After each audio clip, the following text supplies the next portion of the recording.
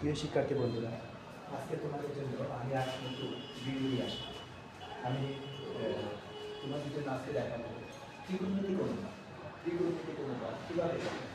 যেমন ত্রিকোণমিতিক অনুপাত অনেকের জন্য একটা ভুল ধারণা থাকে, কিন্তু আসলে তা না। তোমরা যদি জায়গাটা বুঝো তাহলে সহজে পাবে। এই যে তোমরা দেখতে পাচ্ছ এটা অল্প, এখানে অল্প দিতে হবে, তাহলে এখানে একটা সাইড কত 150। আগে যখন ভাঙি তাহলে কত হবে? 180 180 দিয়ে করে থাকে, তাহলে 180 থেকে ভাগি গেলে 150। তাহলে তোমার 180 হচ্ছে এখান থেকে একবার যদি এদিকে আসে তাহলে 180। তাহলে এটা কোন ঘরে হবে? মাইনাস যেহেতু বলছে তাহলে এটা পুরো যেহেতু এখানে আমার সাইন আছে, তাহলে এখানে আর মাইনাস হবে না, তাহলে সাইন থাকবে। এইভাবে আমরা সাইন ভাগ বিভিন্ন ভাগ। এবার আমরা সহজ পদ্ধতিতে এই ত্রিকোণমিতিক অনুপাতটা করতে পারি। ঠিক আছে, অবশ্যই চালিয়ে